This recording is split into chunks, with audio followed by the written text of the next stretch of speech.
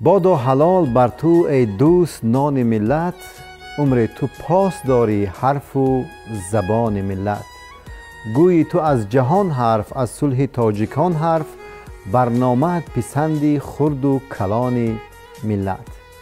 درس وطن پرستی هم درس خودشناسی، آموزد از تو باید هر یک جوان ملت. بالا رود همیشه ای کاش اعتبارت، از این زمین ملت تا کهکشان ملت. دوری ز تاجیکستان بهر تو هست مشکل، مانند پوست هستی بر استخوان ملت. داری به دل تمنا هر لحظه هر دقیقه، هرگز نبیند آزار ای کاش جان ملت.